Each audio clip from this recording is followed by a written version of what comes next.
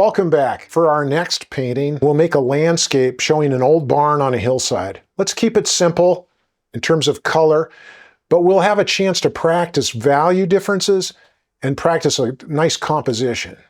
Let's start this next painting with a quick sketch to plan our composition. We're going to start the painting with our old friend, the graded wash. To show a graded wash, I'll start by drawing these horizontal lines across my whole painting, this whole section here, this whole rectangle. But as I go lower, I'm going to make those lines farther apart. And that indicates to my eye the graded wash, more pigment at the top and fading out with more and more clean water as I get down farther in the painting. I'm going to go ahead and put another line because I want my graded wash to go past that halfway point where we kind of are trying to avoid it in terms of making our composition more interesting. So let's have a lower horizon on this one, and let's put our point of interest, which we could have be a little barn, let's say, down about here. There's the barn roof and walls, and we'll have some sort of landscape here and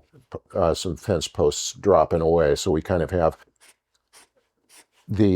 some sort of interesting element that can be lit up because of the way our graded wash is going to work. I'm going to put in some shading on this. This wall would actually be super dark. This wall would be super dark. And I'm going to put a completely dark doorway in my barn. And then this foreground will be extremely dark. So this is basically a silhouette.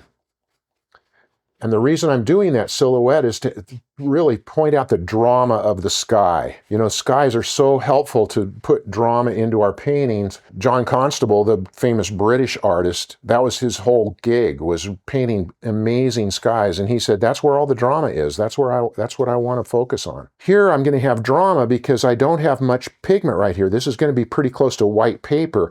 And when I put these more sort of calligraphy notes in here, fence posts coming downward, that'll be fairly dramatic, I think. Okay, so let's try a graded wash sky and see what we can do with it. I'll start copying that little sketch that we made, but when I do this on my painting paper, I try to limit how much pencil work I do. Artists have different feelings about that. I don't mind showing pencil as part of my process. I think it's fine even to just leave it showing, but I try to keep it to a minimum. What I'm trying to do is remind myself where things are going to go. I'm just going to put a light pencil line where I will have that horizon line. I don't have to draw this shading for the sky. The paint's going to do that work. I'm going to remind myself that my barn is going to be over here. I'm going to have a fairly big old roof on this old barn. Some of the land will probably be covering that up, like, you know, the grass or rocks or wheat will be in front of this barn. So we'll mostly see this face of it with an opening open on this side and some fence posts maybe going down here. Remember, this side is going to be the drama because the light color of the sky is going to come against the dark silhouette of that barn and fence posts and horizon line of the earth here. Okay, our first goal is to get a nice graded wash on here. I'm going to start, I think it will help me make it a little more smooth if I go ahead and get this wet up here with clean water. So I'm going to paint, it doesn't matter if I go over my pencil line, I want to go past my horizon with this wet, clean water. That's because any place that you stop putting water where the paper is dry is just a place where it's going to create an edge. It's going to create a hard edge right there. That white paper that's dry acts like a dam and just stops that pigment immediately. And so that will tend to make a mess or make a line that shows that you don't really like. I painted over my whole paper with clean water. I could wipe the edge of my masking tape here that I taped my paper down with the tissue or a paper towel just to kind of keep that extra moisture from rolling back into my painting. And now I'm ready to load up with some color. I think I'm going to use a little bit of cerulean blue today. If you have that, great. If you don't even worry about what blue you use. I'm going to put a little blue in, and I'm going to touch it with a little bit of Payne's gray. This will kind of darken down that blue sky at the top of my painting, which is what I want to do. And it'll make that so it doesn't look like the blue just came right out of the tube, but actually has a more interesting kind of mixture going on. I'm going to put that first stroke of pigment across the top. And remember, on the graded wash, I'll dip back in the water and wash that bottom edge again with a little bit less pigment in my brush. I'm going to kind of put my hand under this board and let it tip so that gravity is going to help me. Let's do it again. Darken up these values. You know, when you first paint a watercolor, it looks so brilliant and shiny and dark, but as it dries, it gets duller and not as dramatic. So you want to make it super strong to start with, because it's never going to get any stronger. It's only going to get a little bit weaker as it goes on and dries. Let's get a little bit more water in my brush, get across here. And now I want quite a bit of water, so I'm going to go to my clean water bucket now for these last strokes and let gravity kind of get to work on that. While I'm at it here, I'm going to go ahead and draw a thirsty brush into this sky just for the fun of it, so you can kind of play around with that a little. I hope you'll do some experiments with the number of skies with graded washes and just kind of get so that you really feel some confidence in what you're doing with that. I'm still tipping it and letting those pigment molecules or whatever drift down this paper. To help me get that to kind of look like it's all part of the same sky, I could use my little mist bottle and give that a mist now that it's still wet, and I can tip my board a little bit, go both directions here, let that kind of run.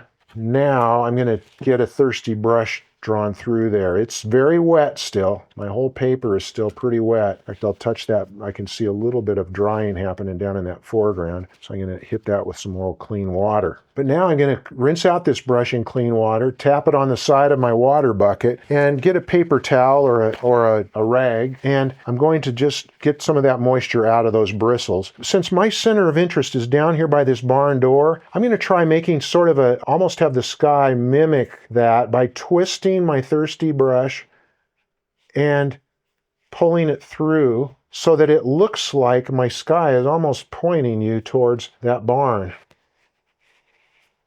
I'm going to draw some out of there. That's going to be my lightest spot. Okay. A little bit of mist wouldn't hurt here, because it'll help kind of make the edges of that place where I pulled the thirsty brush not look too contrived, not look too tight, but rather sort of loose and feathery, which is what I want. I'm going to go through there again, twisting, maybe bring it up a little bit higher this time, and hit that again with my mister bottle. Okay, use my clean water to rinse that brush out. If you have little areas like this that you don't like, it's still wet enough. Just a little bit of a thirsty brush will just vacuum those right off of there. Okay, I'm going to let this dry.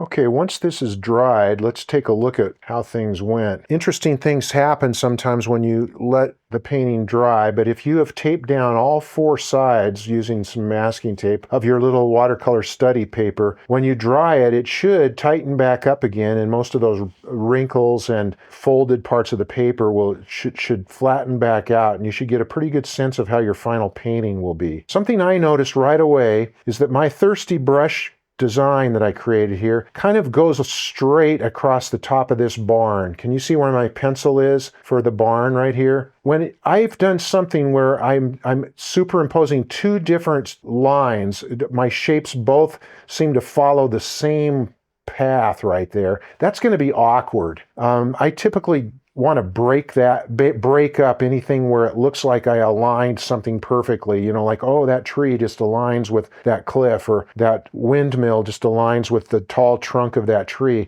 It's very confusing for your viewer. They're not going to really know what's going on there. It looks like the barn pushed the cloud away. The only thing you have to do to avoid it is basically adjust your design a little bit, which is the name of the game in watercolor painting. You adjust to the emergency that's been created by your first stroke of paint. I'm going to have the barn a little bit higher and kind of break that up. I love how this kind of feathery white cloud is showing here, but I think I got to get rid of this line. I'm going to raise the barn a little bit, and I also possibly could make some trees cover that up. Why not? Let's just grow some trees behind the barn, and we should pretty much be able to solve that problem. So we have a probably on our value scale, if 1 is white paper, we've got a 1 down here, and then sort of a 2 area, and then a 3 sort of up here. All this lower stuff, I want to be 4 and 5 in terms of value, because I want to really punch this painting out as a sort of silhouette against that dramatic sky. Let's go ahead and dip into our same cerulean blue, and let's get this time more of the Payne's gray, that darker color. This is going to be a pretty cool painting. It's mostly cool colors. I don't really have any warmth in here at all, but I think that drama is going to really be highlighted by that fact. I'm going to just kind of find out where I'm at with my paint pigment here by going ahead and putting the earth, kind of follow that earth line that I originally drew with my pencil, and I'll wash back and forth over that. And I could put a little bit of texture into this. We could throw some mist over it. I think for now, I'm not going to try to be too cute. I'm just going to maybe put a little bit of darker foreground right in part of it. So there's a little bit of variety right in there where those fence posts could come out. I'm going to rinse a little bit and then go ahead and tuck into my roof. I've given a pretty simple design here, so we can't mess it up too bad. And that is, I'm going to make that slanted roof come down over this way. And I'm going to try to go higher than that cloud band. I think I still need some trees to help me out. That cloud band still follows the barn a little bit. And I'm making sort of a saggy roof here. This is an old barn. It's tired. It's done a lot of work. And I'm going to curve this side of that roof down as well. Now, the reason I'm saying this is a pretty unforgiving design is I could actually fill all this in with that same value. It doesn't matter. If the whole shape is now that, at least that value, because now I can put even darker values in. I think just for fun, I'm going to use a little bit of a thirsty brush down and just in part of this foreground, as if there's some rocks or some plowed field in here or something like that. Okay, I'm touching this wet paint down here with my thirsty brush to just put a little bit of texture in so it's not too boring of a foreground. I'm going to hit my mister over this, what I have now, because I just love to see what kind of textures will happen. Okay, now I'm going to let that dry for a minute.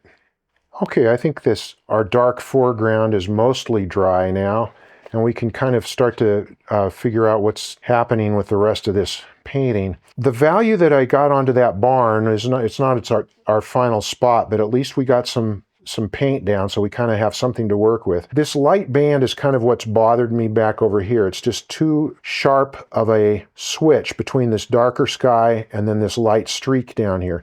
That happened not because of the problems of a graded wash, it's more because of my thirsty brush thing. When I did that, it really made a wall of water there so that the pigment didn't keep drifting down. I'm going to overlap a tree kind of behind this barn, and I think that'll kind of help tie this part of the painting together. I'm going to use the same colors so I don't throw off my harmony about the color, but I want the value to be a little bit darker to start with, and then we'll make that barn even darker. Let's see how I'm doing here. I'll put a little bit of this down here. It's going to be a tree about in this kind of a area back over here. Again, I try to overlap shapes. Rather than have them line up perfectly, I'd rather have this tree in the background behind this barn. I'd rather have it overlap right here, come down right over this barn behind about there.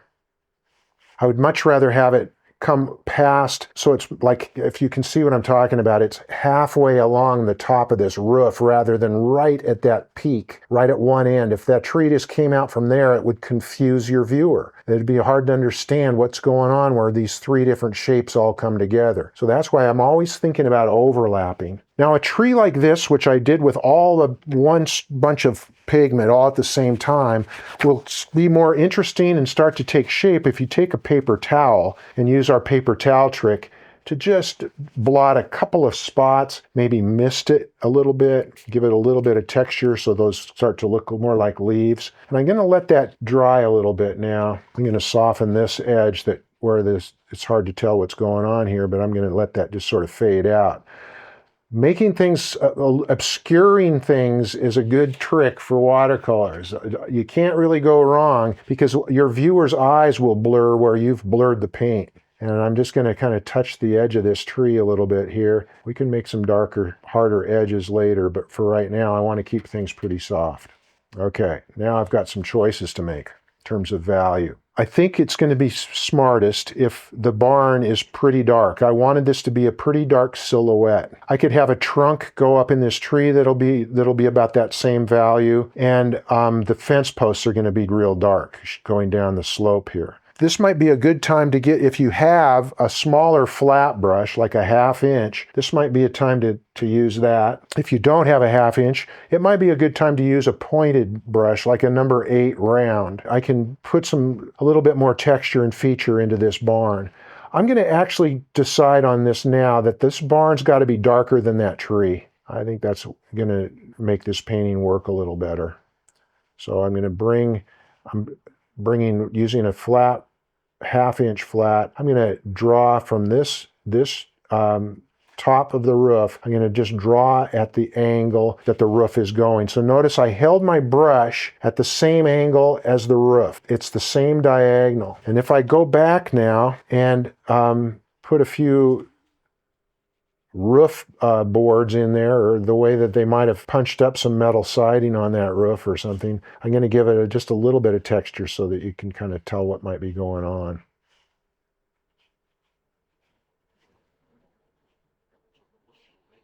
And let's put in the front of the barn even darker. So I'm getting more cerulean blue, more Payne's gray, a little bit of water, and I'm going to just get that face of that barn pretty dark. And I need to get out to that roof line.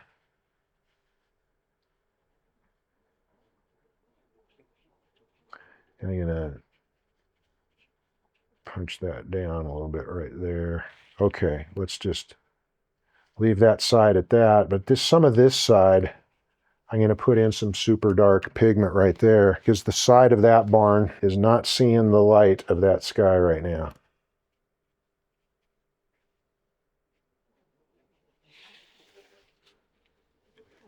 Let's see. I think I better let that dry and make another assessment. Okay, I let that dry, and now let's take a look at what we've got going for us. Well, as I look at this, the problem I notice most strongly is that the tree value and the roof value are very close together. It's hard to tell what's going on. I want that tree to recede in importance. I want to have it go back. And that means I want this barn to pop out more. That means I need to put more pigment on the barn, starting with the roof. Let's do another pass. This is glazing, remember, when I take more paint and put it over paint that's already dried. And it's good that you let this dry in stages, because it allows you to really take a look at how those values are going to end up being in your final work, because you've let it dry out and it's not going to change on you after that. I'm going to use my 1 inch flat now so I can really get quite a bit of color on here. And I think I'm going to just bring that roof line up a little bit higher and go ahead and bring that down and bring that down, bring that down. The whole barn is getting a coat of paint. We can get some more darks in here later, but for right now, I'm just going to darken up that part. I'm a little bit concerned about having too much bright foreground right in front of that dark barn. We'll talk about that in a second, but let's let this much dry. Okay, once that next glaze over the barn dries, I think we've got a better idea now of how this painting's going to come out. I like how the tree now is a lot different than that barn. That difference in value is what's going to make this painting more interesting. The sky, I can still tell, is not the same as the tree, But let's touch up that tree a little bit now. I'm going to go ahead and take my rigger and put a little bit of structure into that tree. Remembering our values a little bit, I want this to be slightly darker than the tree itself, but not as dark as the barn. So I'm going to have to play around with this a little bit. One trick I use when I'm facing this kind of a task to try to hit my value right exactly where it needs to be, kind of between this dark barn and the medium of that tree. And so I take a scrap of a painting, and typically I might take an old painting that I've torn up that was less successful, and I take the back of that, and I can use that to help me kind of get my value nailed down. And I think that's going to be pretty close right there. So I've taken quite a bit of the pigment out just by those practice strokes. And now I'm just going to make kind of an interesting little trunk line go out away from the barn. I'm going to move fairly quickly with my rigger, and that's going to make a thinner line. Don't get too worried about this right now. You're going to have a lot more practice with these tree shapes a little bit later. But for right now, just throw in a little bit with your rigger, and it'll tell your viewer that there's a tree back there. It doesn't have to be the most amazing tree on the face of the earth. And I'm going to spot back into this top part a little bit with a little bit of darker value. Then with some clean water, touch into those darker values and let them bleed around a little bit to create a little bit of texture and leaves and stuff like that up there. Can even use my mist bottle a little bit so it doesn't look like it's...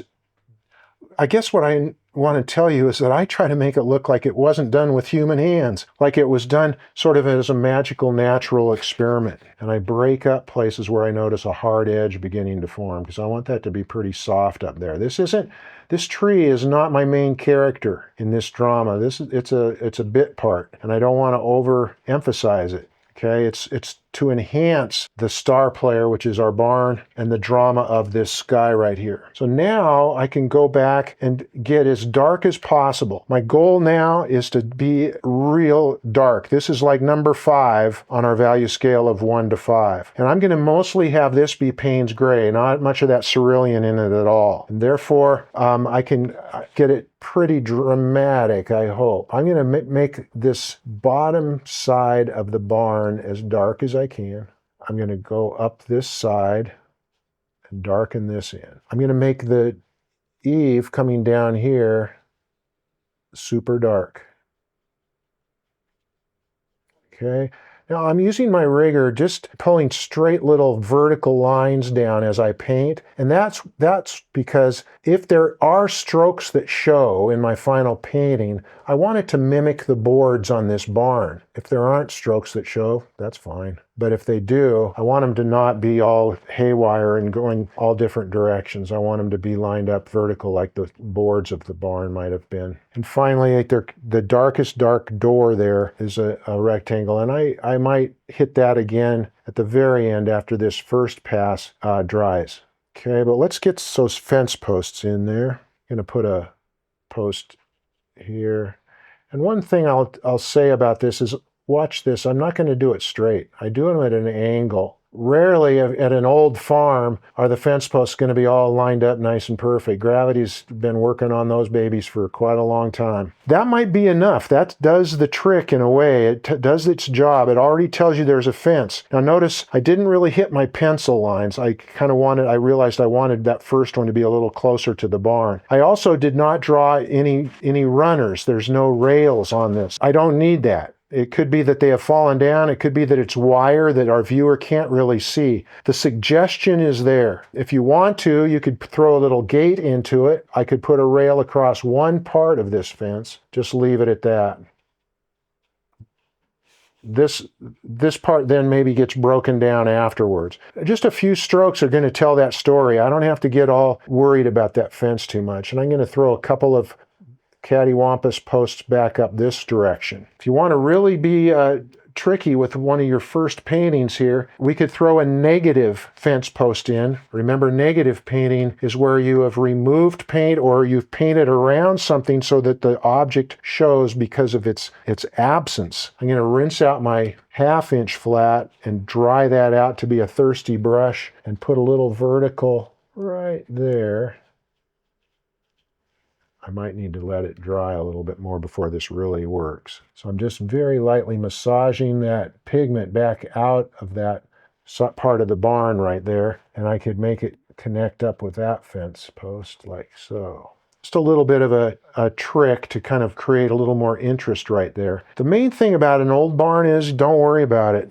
It could have been that that board broke across that real weird way that you painted it. Who knows? I'm going to have the top, though, be a little bit funky. I'm going to have that kind of come out a little bit farther. You know, sometimes there's an old weather vane or something up there. I'm going to throw a few dark streaks down here to kind of indicate the pattern of that roofing. And I think it's time to let this dry. I'm going to let it dry and let's take one last look at it in just a second.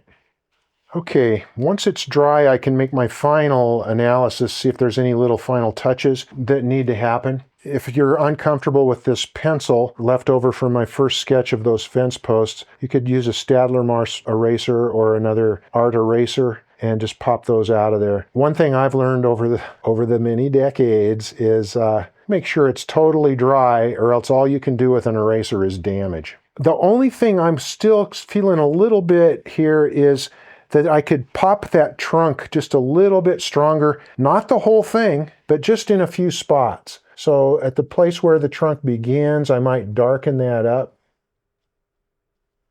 And where it sort of starts to make those first divisions out into the branches to provide a little more variety in the value of those branches and trunks that are in those trees out there.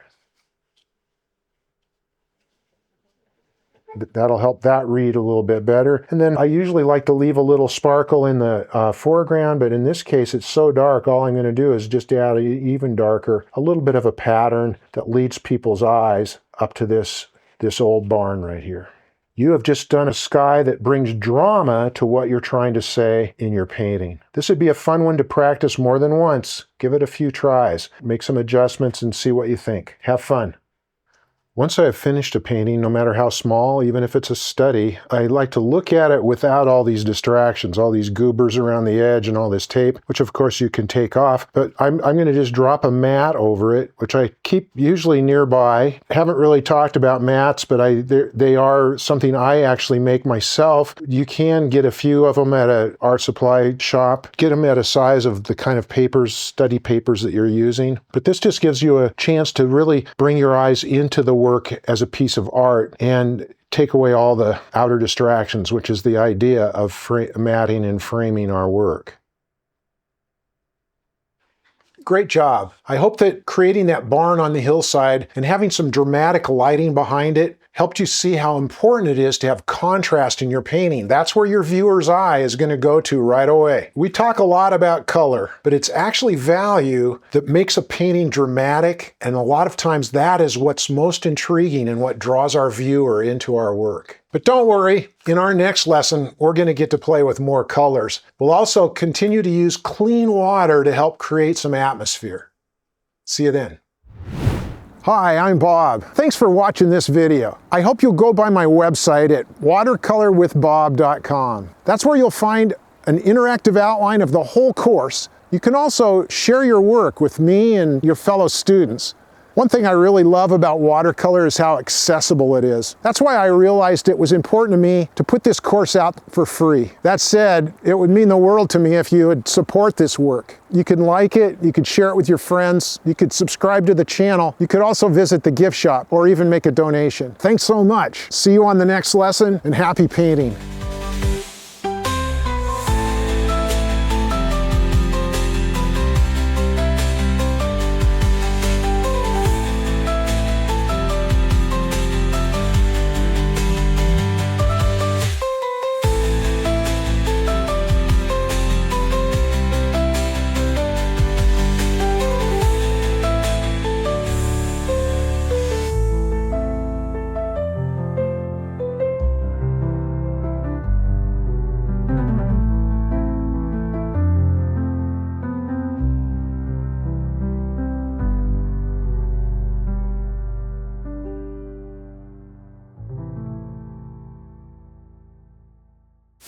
Oh, that's beautiful. I think somebody's going to pay a lot of money for that.